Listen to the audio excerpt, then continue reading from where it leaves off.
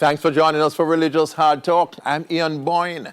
Dr. Michael Abrams is in the house, so you know what kind of house call this will be. A very serious discussion about religion. Michael is known for his work in comedy. In my view, one of the finest humorists the country has ever produced. He's enormously talented. But he's also a social commentator who has rankled many persons, particularly religious people. He's a religious skeptic, a deist. But to Christians, he's an atheist. So he certainly is someone who does not believe in the Bible, does not believe that the Bible is the inspired word of God. And in many of his Gleaner columns, he has posed some very serious, very unsettling questions to Christians, questions about the God of the Bible. He does not believe that the God of the Bible is merciful. He does not believe that the God of the Bible is loving.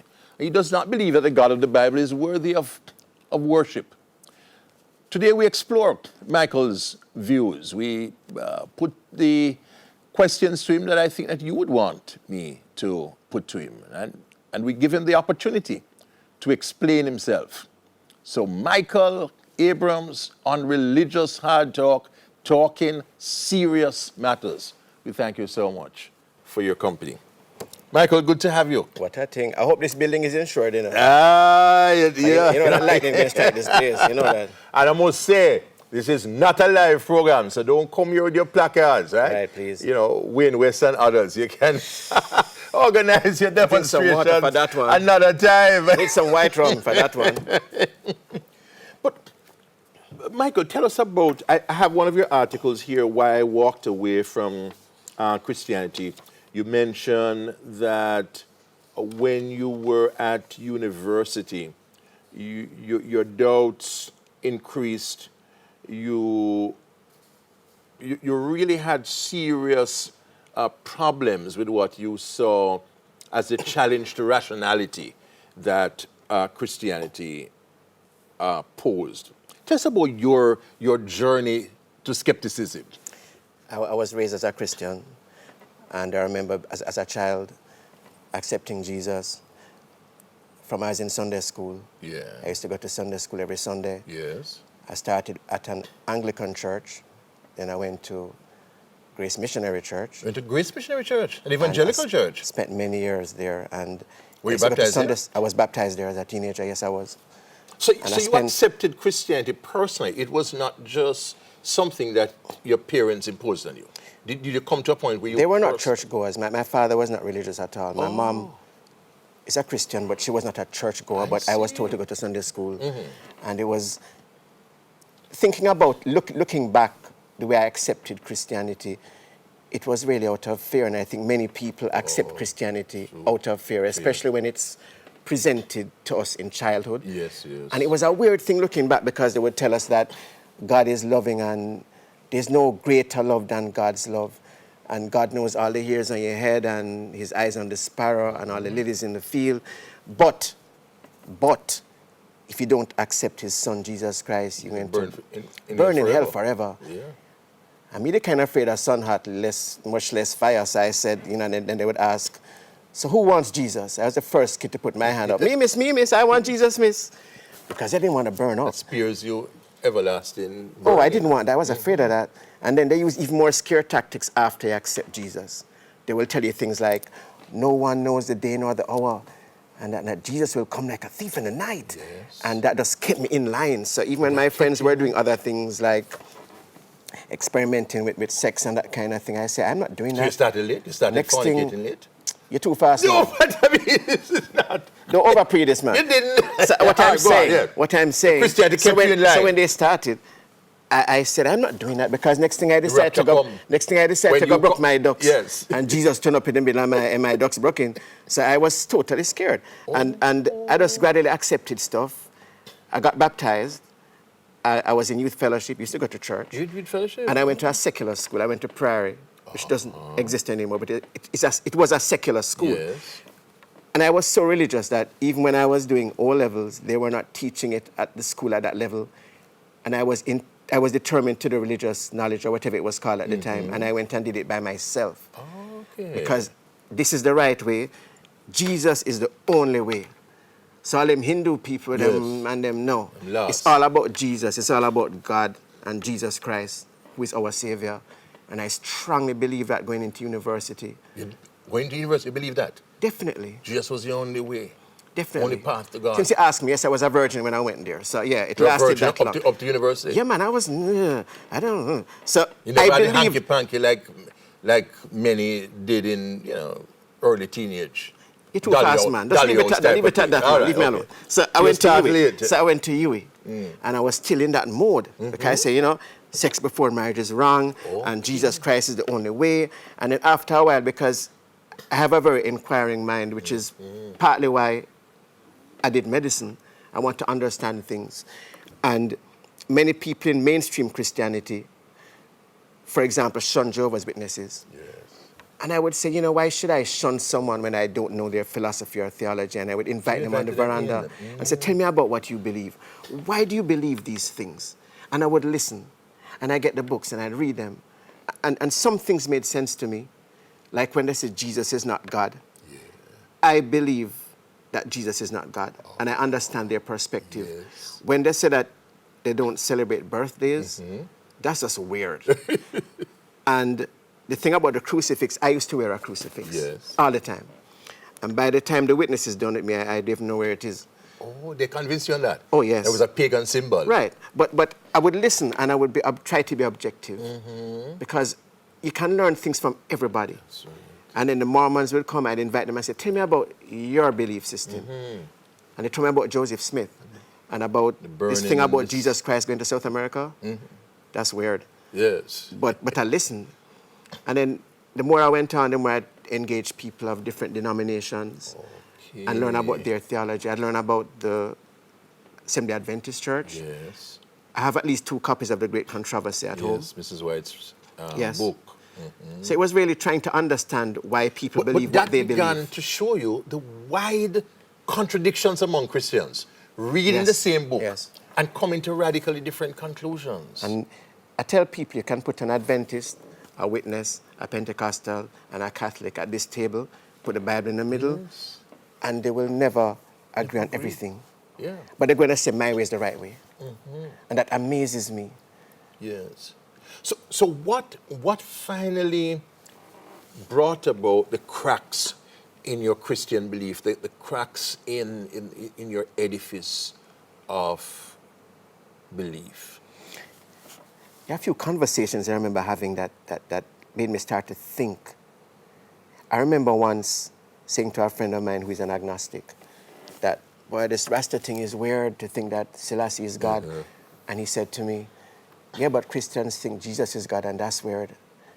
And I said, I never really thought of that, really, because I was told the same thing over and over, and I think that how you are socialized has a lot to do with your beliefs. Of course. If I were brought up in India, you'd be in India, or if I was brought up Thailand, you were Buddhist. Thailand, or Japan, or the South American rainforest, or the Kalahari Desert, I'd have a different kind of religious background and belief system. And a lot of it depends on what you're taught. And if you are told the same thing over and over, and they send you to church every Sunday, you're going to believe it, whether it's true or not. Brainwashing is complete, If I grew up as a white kid in 1920s in America, middle America, and my family was racist. Blacks are inferior? Before cable and internet, where I don't even know anything else, and they say, listen, black people are stupid, And I go to church and they tell me, and my neighbors tell me, and my relatives tell me. By the time I'm 21, it will be very hard to convince me that black people have sense, So when you are fed the same thing over and over and over, it becomes fact. And you don't question things. So we're told that Jesus we are discouraged from questioning things. Who was living in first century Jerusalem, Palestine. And he was a man whose parents were known by people. And afterward, there were some who began to teach that he was God in the flesh. Yes. That belief has come down to us, and it is accepted as dogma. But it's the same thing the Rastafarians are saying. Just that the Rastafarians are closer in history to us. Religious skeptic Michael Abrams, explaining seriously his views, why he does not have the confidence in the Bible that you have, and why he does not believe in the God of the Bible. Michael Abrams, Unhinged, on Religious Hard Talk. We take our first break. Religious skeptic Michael Abrams is on Religious Hard Talk. There are many persons who are deconverting. This is a major phenomenon. It is known in the West, particularly in North America, as the phenomenon of the rise of the nones, people who are saying that they do not belong to any particular religion. And this category is actually growing faster than Christianity. Christianity is losing people at a rapid rate. Many persons are becoming secular. Many persons are doubting the Bible. Many persons are doubting the God of the Bible. Even those who are spiritual say that they are not religious. They are holding to a beliefless kind of spirituality. So there is a war on dogma. There is a war on fundamentalism. And locally, we have had persons like Muta Baruka on the air who, for a number of years, has promoted his skeptical views about Christianity and the Bible. Well, he has been joined by Michael Abrams. You can read his column in the Gleaner on a Monday. Many times he's in vain against cherished Christian beliefs. I said in the first segment that you don't believe in the God of the Bible. You're not an atheist, you're a deist. Most people don't know about deists, right? Deists believe that God exists, but that he has no particular religion. He has not left us with any sacred writings. He has not left us with any revelation of himself. Explain your own deistic First of all, you said that view. Christianity is shrinking. Yes. So that shows that there is a God. Good thing. I'm glad you said the God of the Bible and not Yes, God. yes. Because I want people to understand this. I believe that there is a supreme being. I have never been an atheist. Yes. I believe there is a creator, or maybe even creators. There's something bigger than all of us There's that something. our brains can probably never comprehend. see. Because even when you keep going back in time, how far can you really go? Okay. When you go to the beginning of time, what was before that? Okay. When you go to the outer limits of the universe, what is beyond that? And I think there is something... There's something beyond the physical. Definitely. Beyond and the the natural. thing is, I have reverence for that. And because I have reverence for that, and I believe that all of this was created, I don't know how, Yes. I should respect and love my fellow inhabitants of this planet. Yeah. But you don't believe in the Bible as inspired by God, as setting out Let me put what it this God way. wants of us. You don't believe in any Alright, revealed no, religion. no, I never- not in the alright. Bhagavad Gita, not in the All I Hindu can say Sanskrit. is I really don't know. Okay, you don't. And I have not seen evidence that the Bible was written by men inspired by God. I think the Bible was written by men inspired by their belief in God. No, most definitely, yes. But I don't have any evidence that God actually told people to write these things, because some of the writings in the Bible are incompatible with what Christianity teaches us. One of your And I articles. have a hard time accepting some of those things. Because we are told that God is love, and God's love is the most awesome love, and God is merciful. Yes. But when you read the Bible for yourself, Yes. it doesn't look that way.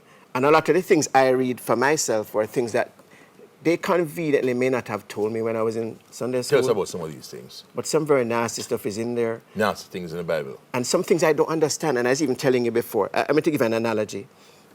All right. I'm a mere mortal. I have a human brain. I'm very flawed. One of my hobbies is origami. It's a Japanese art of paper folding. Yes. Where you fold paper to make things. So I have a gift for you. I have this angel. You people believe in these things, right? Angel. Right. Angel. Yes. I know with my little brain the properties of paper. And I know if I fold this angel and I put this angel by a window, an open window, breeze is going to blow it over. If I put it on the stove, it's probably going to get burnt up. If I put it in the sink, it's probably going to get wet and will just be a mess. I know that. So God, in his infinite wisdom, created us. And you mean to tell me that he created us and didn't realize we'd be total jerks?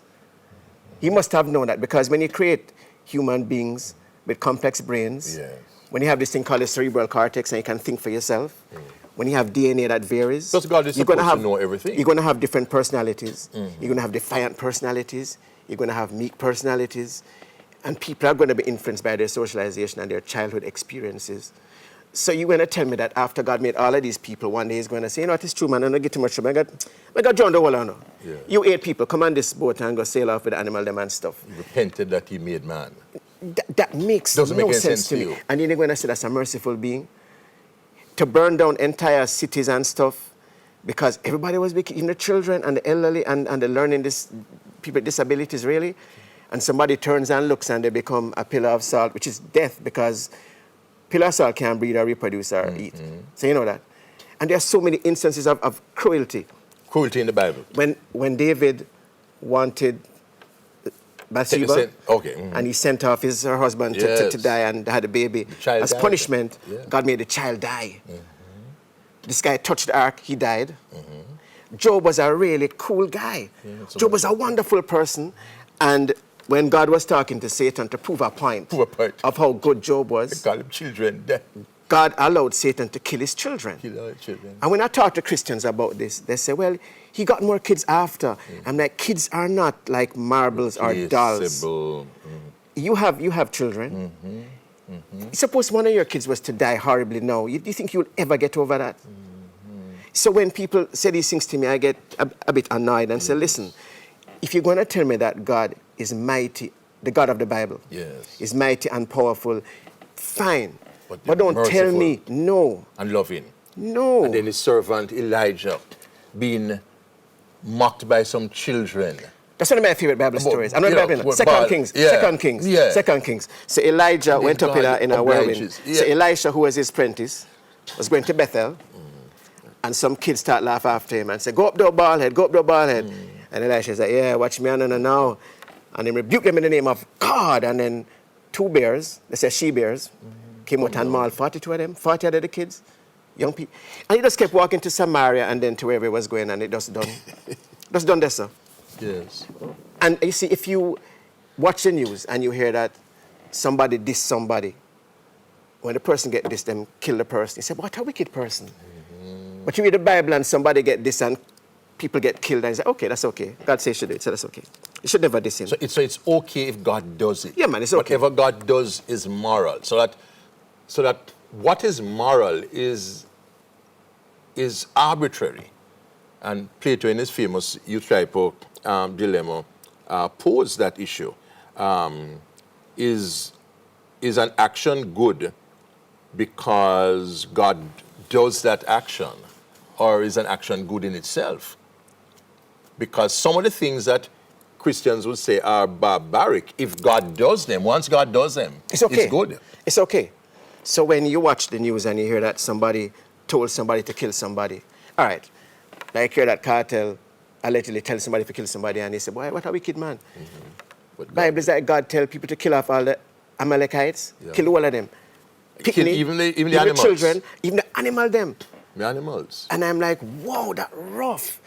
But because God said it is okay. Yeah. So I believe some of these stories are just, as I said, I think man created the God of the Bible in his own image, because when you think about some of the characteristics we do not like in one another as humans, the God in the Bible exhibits those characteristics. Jealousy, the Bible even said God said him jealous. So that's a given. Yes. Anger, the cruelty, vindictiveness, arrogance, all of those are displayed by the deity in the Bible. The Bible shows God. The Bible makes God look bad. The Bible makes God look bad. The Bible is bad PR for God. So I believe there's a supreme being, and I believe that that supreme being has empowered me with the ability to love others. And while I'm on this planet, that's what I should be doing. And you think that religion can be a barrier to this love and compassion, Michael? I don't see life in black or white, and I don't paint everybody with the same brush. And when people are dogmatic, they tend to judge people by those dogmas, rather than compassionately. A dogma, by definition, is something that cannot be challenged, and that's a dangerous thing. Because I remember when Galileo said that the earth revolved around the sun. It was just like, no, I think they put him under house arrest until he died. Because the church was saying, no, that's not true. And religion has good things and bad things as well. And it's not all bad. The definition of health is physical, mental, and social well-being. The Bible religion, like Christianity, for example, can assist us to have good health. If you believe in God, that God loves you and protects you, that helps you mentally. That promotes if you congregate with your peers and you have a strong bond, socially that's good. And when you're at peace and less stressed, it helps your physical health. Conversely, religion can be dangerous to your health. So, for example, suppose an adolescent or somebody starts to develop an attraction to a guy starts to like girls and he starts to any kind of gender. But suppose a boy starts to fantasize about having sex with girls. Yes, that's lust. Which is normal. The Bible says, no, lust, and you're going to go hell, and that can traumatize you, make you feel a lot of guilt. Yes. You know, socially, if you are a Jehovah's Witness, for example, and you decide, I'm going to walk away from the church, they shun you, and your whole family may just not talk to you, and that can traumatize you. Yes. Physically, if you're a Catholic, for example, a Catholic woman with a serious health issue, where pregnancy can kill you, and they tell you, you must not use contraception. You can get pregnant and die. If you're a witness, your child is hemorrhaging to death, you will send no blood and the child can die. Religion can be dangerous. But it can be a good thing for some people, and it can also be bad. And I remember seeing a meme somewhere that I agree with the sentiment in it. And it said, religion is like a penis. Keep it to yourself. And just don't shake it around and wave it around in front of everybody. Keep that to yourself. If you have a certain belief, just keep that to yourself. But when you try to prescribe that for other people, that's dangerous. That's when it becomes offensive. When you try to use those values to prescribe for others. So the work of people like Wayne West and Shirley Richards. I'll publicly say I distance myself from Wayne West and those people. You distance yourself? Absolutely distance myself. And you feel I think Wayne West and his Kumbala does more harm than good. More harm than good? Most definitely. Because if you are following the teachings of Jesus Christ said, you must love everybody, you must show compassion, you must forgive. Wayne say he loves people. In fact, because he loves the homosexuals, that's why he has been warning about the deleterious health effects of homosexuality. But that's different from going on a platform and jumping up and down and denigrating people. And let me give an example. But he is campaigning against any decriminalization of the Buggery law, which he thinks will not work in the interest of people. Do you think it's just... All right, let me ask you a question. Do you think it's just that for somebody to commit that they get locked up and have a criminal record? Do you think that makes any sense? It doesn't to me. If you're going to talk about morals and the Bible, think about this. The Bible is explicit about certain things. Fornication is frowned on, and so is adultery. Yes. The way the law is now... It's not outlawed. The way the law is now, think about this. Yeah. A married man can bring a woman into the matrimonial bed, have intercourse with her, impregnate her in the matrimonial bed, contract an STI which he gives to his wife, and there's no law against that. Yeah. You can have two consenting adults in a house, engaging in whatever, and they get arrested and get a criminal record. I don't agree with that. I don't condone it. I think since you're going there, anal sex is not very healthy. The risk of HIV transmission is significantly higher. It is not something that I would encourage. Okay. But at the same time, when people talk about LGBT issues, since you're going there, it's not all about anal sex. Yes, that's true. You have some gay men who do not practice it. Yes. And you have lesbians, which is a whole other story. Absolutely. But my whole point is, I'm glad you brought that up. I'm glad you brought that up. Lesbianism is not criminalized. I'm glad you brought that up. Yeah. Ironically, some of the people I admire the most in this country are Christians. Monsignor Gregory Ramkisoon, Mustard Seed, Father Sean Major Campbell, who's an Anglican priest. Yes. I love those men. Those men are Christian. I love those men because those men operate of love and compassion. Of love. And I remember going to a service once where Sean Major Campbell, it was a human rights service, and I was in the front row because he invited me to that poem. That's the one where he had prostitutes and lesbians? He had and he was watching their two feet? lesbians, and he invited a prostitute a sex worker, but she did not turn up. He was going to wash the sex worker's foot as well. Yes. And he washed the lesbian's feet. I was in the front row, and tears came to my eyes. You love that? No, because he was showing, Jesus for Christ said, you should show compassion and empathy.